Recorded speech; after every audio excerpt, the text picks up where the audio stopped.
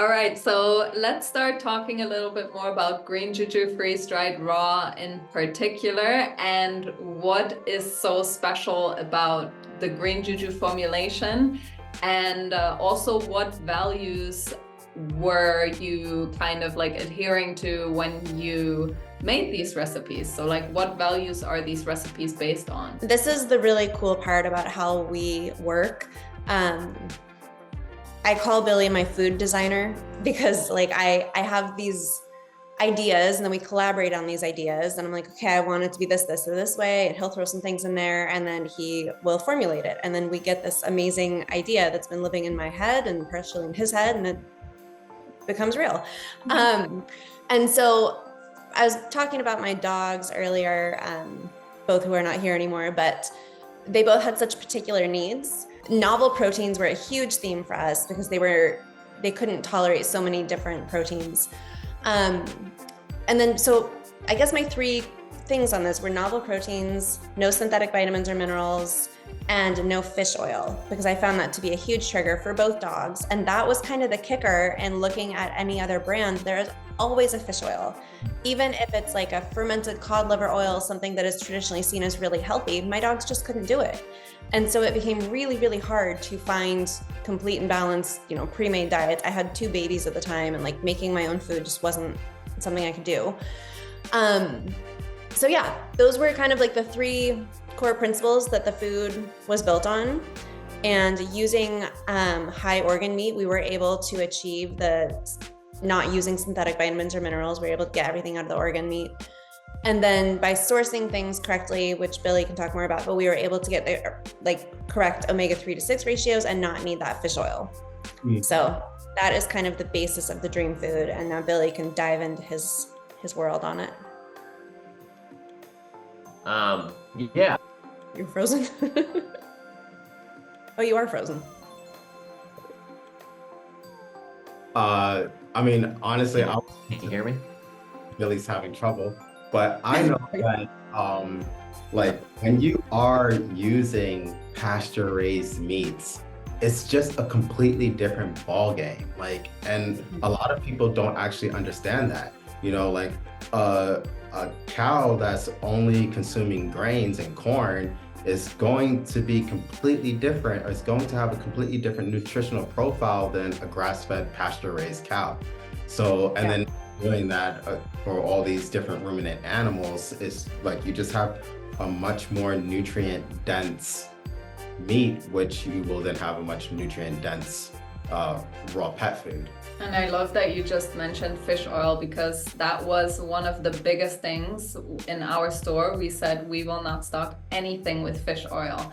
And when it comes to pet food, like, it's so hard to find a raw pet food or freeze-dried raw pet food that does not contain fish oil or krill oil or any of these, non-stable omega-3 oils. So it's really amazing that you guys really went the extra route and the extra mile to really make sure that you are meeting omega-3s through pasture-raised meats.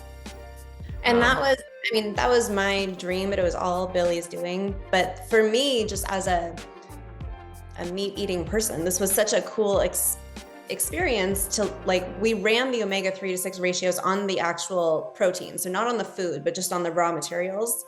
And so we were able to see, wow, this is really well sourced and it has this ratio. And, we were able to see all the different proteins. And I'm going on a tangent here, but we often get asked why we don't do poultry. And it's because poultry, there is no such thing as a grass-fed poultry. Even we ran into this sourcing that was just absolutely immaculate chicken. I mean, it was the most amazing thing you've ever heard. And even that ratio was higher than what we needed to do this food. And it's just the nature of their diet. Not saying there's anything wrong with it. It's just something that you need to add an omega source to, which wasn't the line of food we were doing here with the limited ingredient thing. So yeah, it's been really cool for me just as a consumer going to the store and looking at different things, and I know what I'm buying and I know what it's doing to me. So, you back? Yes, I'm back. So, yeah, the fish oil thing's interesting because I personally am an advocate for the right kind of fish oil, right? Like, as far as I take raw cod liver oil every day. However, when you make a food, what I'm interested in typically is like the least amount of ingredients possible, because you're making these big batches and you're mixing everything together. And the more ingredients you put in there, the more you're not getting in this bite, or the more you are getting in this bite. Because the idea that you can mix food perfectly together and get the same nutrient profile in every bite is just totally false.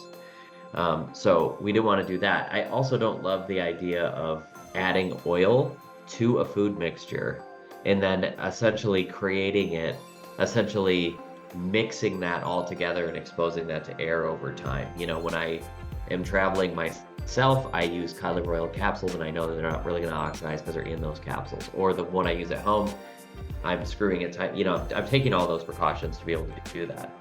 So even beyond the allergy thing, I feel like there's just a better method for just actually using whole foods. And so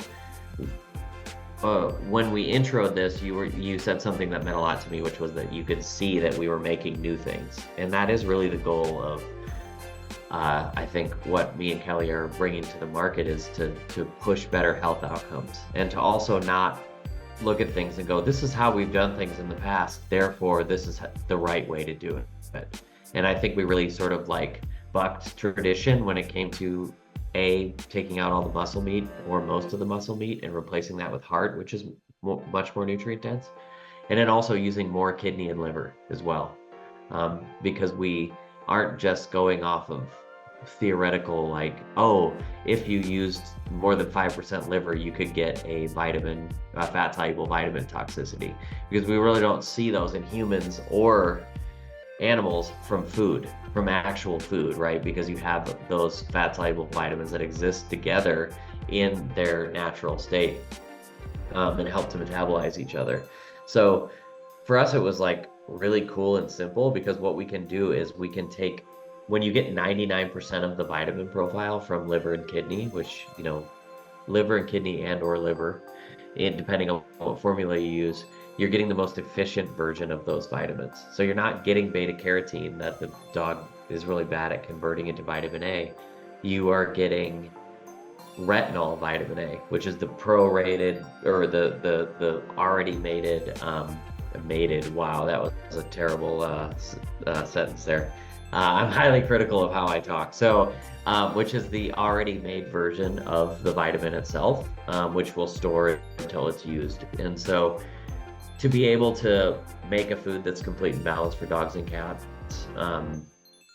with, you know, 3 ingredients from an allergy perspective and using all whole foods, is the coolest thing I've ever done from a nutrition standpoint. So I'm just really proud of, you know, what we were able to accomplish there. Thank you so much for watching this video, and if you liked it, please do make sure to give it a thumbs up, and don't forget to subscribe to this channel, because it really does help with the growth of our channel and helping more dogs.